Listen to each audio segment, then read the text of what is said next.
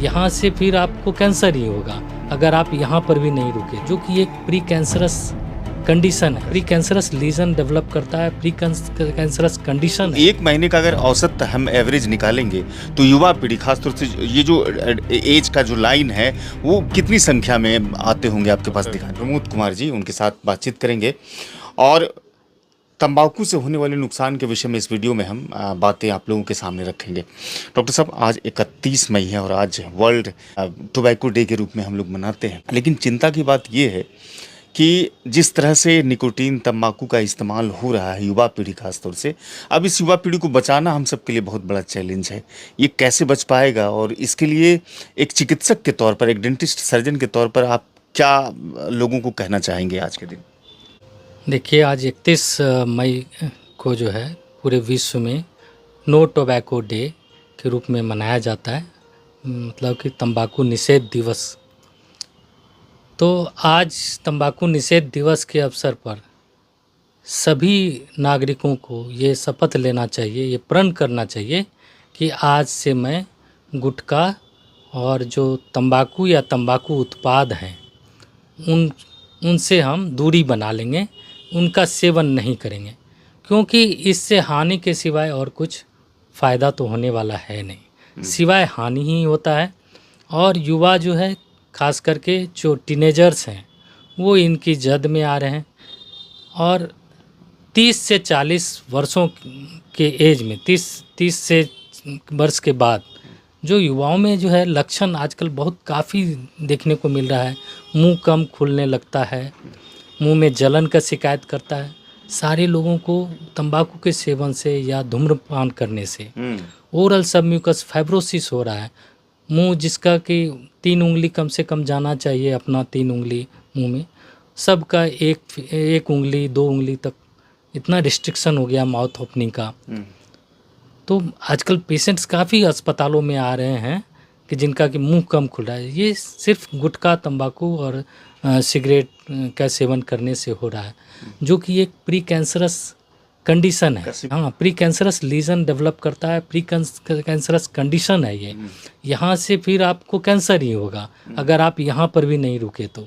और सबसे बड़ी बात है, सरकार को भी इस दिशा में कदम उठाना चाहिए। जिस तरह से बिहार में शराब निषेध किया गया है, शराब बेचने और शराब का उपयोग करने पे, उपभोग करने पे प्रतिबंध है, उसी तरह से तंबाकू और तंबाकू का जो भी उत्पाद है, जैसे गुटखा है, सिगरेट है, हालांकि सब पे डिस्क्लेमर लिखा हुआ रहता है या जानलेवा है, लेकिन बावजूद इसके लोग रुकते नहीं हैं, क्योंकि सरकारी नीति वैसा नहीं है।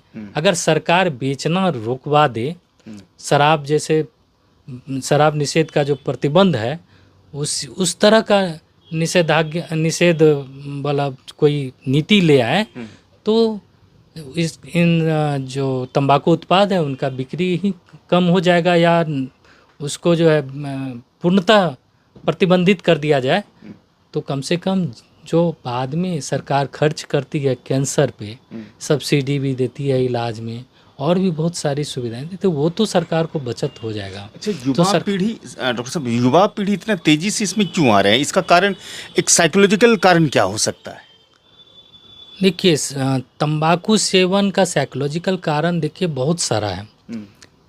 सबसे पहले तो देखिए, युवा लोग कहाँ से सीखते हैं? एक तो बड़े लोगों से सीखते हैं, अपने उनके परिवार में कोई देखे होंगे, घर में समाज में खैनी लटा के खा रहे हैं, कोई बड़े आदमी को देखते हैं वो गद्दी पे बैठे हुए हैं और वो गुटखा बहुत अच्छे सुंदर सुंदर पाउच फाड़ करके हथेली में लेके सबके सामने खाते हैं और गर्व, अब आप गर्वान्वित महसूस करते हैं। तो वहाँ सबसे युवा को थोड़ा ललक पैदा होता है, आखिर ये क्या चीज़ है, बड़े लोग खा रहे हैं, तो बड़े लोग खा रहे हैं, बुजुर्ग लोग खा रहे हैं, तो उसके प्रति इनको भी आकर्षण हो जाता है, वो लोग भी खाते हैं। पहले 1 दाना 2 दाना खा के देखते हैं और उसी से उसको लत लग जाता है। दूसरा चीज़ है टेलीविज़न और जो भी हमारा फिल्म है, उसमें भी बड़ी बड़ी हस्तियों को दिखाया जाता है, गुटखा का प्रचार करते हैं, तो उसको इतना अच्छे तरीके से दिखाया जाता है कि ये स्वाभाविक है कि जो उससे युवा पीढ़ी टीनेजर आकर्षित हो है जाते युवा हैं। पीढ़ी आकर्षित होंगे और वही करेंगे। सिगरेट का कस लगाते हुए दिखाया जाता है, जी। गुटखा केसर युक्त इस तरह से प्रचार किया जाता है, तो लोगों को स्वाभाविक है कि उसके प्रति आखिर ये क्या चीज़ है, तो उसके प्रति एक डॉक्टर साहब एक सवाल करना चाहेंगे। आज से कुछ साल पहले 30 साल 35 साल पहले हम लोग देखते थे कि लगभग 50 साल 60 साल जिसकी उम्र होती थी तो उसे माउथ कैंसर होता था, लेकिन अब ये उम्र घट गई है, चूंकि अब बताया जाता है कि 25 से 40 साल में ये लक्षण साफ साफ दिखाई देते हैं। हाँ, ये बात आपने बिल्कुल सही कहा कि पहले जो कैंसर होने का जो एज था, हम लोग बुक में भी पढ़ते थे आफ्टर 40s, 40 के बाद ही होता था। आजकल तो यंग एडल्ट्स को भी हो रहा है। देखिए, कोई भी व्यक्ति अगर लगातार 10 साल तक गुटखा और तंबाकू खाया तो उसको तो कैंसर होने के बहुत करीब होता है, वो बहुत ज़्यादा उसको कैंसर होने की संभावना रहती है। और आजकल तो टीनेजर 12-13 साल 14 साल में ही गुटखा खाना शुरू कर देते हैं, तो 10 साल अगर वो खाया 24 साल में उसको प्री कैंसरस लीजन तो होना ही होता है, कभी कभी कैंसर से भी हो जाते हैं। तो इसको रोकने का है कि एकदम इसके बिक्री पर ही रोक लगाना चाहिए। आप चूंकि सदर अस्पताल में कार्यरत हैं और निजी प्रैक्टिस भी करते हैं, तो एक महीने का अगर औसत हम एवरेज निकालेंगे तो युवा पीढ़ी खासतौर से ये जो एज का जो लाइन है वो कितनी संख्या में आते होंगे आपके पास दिखाने के लिए? देखिए, एक ओरल सबम्यूकस फाइब्रोसिस का केस महीना में सदर अस्पताल में तकरीबन 10% तो मैं ओरल सबम्यूकस फाइब्रोसिस का देखता हूँ।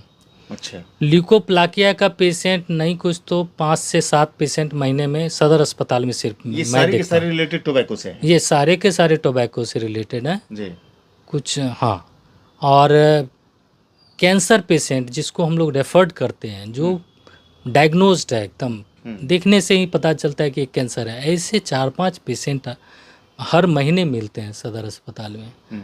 या मेडिकल कॉलेज में तो ये संख्या काफ़ी ज़्यादा थी, हर वीक में हम लोग को 1-2 कैंसर पेशेंट मिलते थे और हम लोग कैंप लगाते थे, तो 10 से 15 पेशेंट एक कैंप में आते थे। तो क्या ये युवकों में सिर्फ होता था, नौजवान लड़कों में होता था, या लड़कियों में या महिलाओं में भी हो रहा है?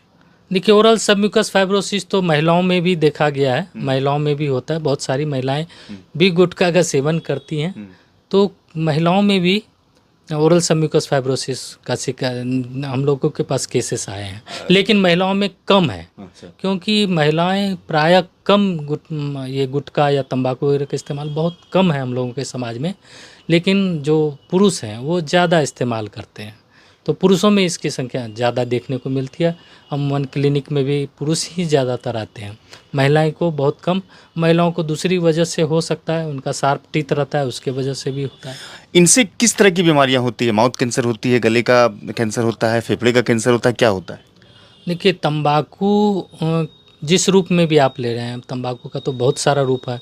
कोई अगर जैसे तंबाकू सिगरेट में जला करके पीता है, तो जहाँ जहाँ उसका धुआं जाएगा वहाँ सब जगह वो कैंसर का मतलब पीने वाले को भी और जो पीने वाले को भी, और इवन जो तो पी रहा है वो तो एक्टिव हो गया, एक्टिव स्मोकर। आज जो नहीं पी रहा है बगल में है वो पैसिव स्मोकर है, क्योंकि धुआं है वो तो दूसरों को भी नुकसान होगा।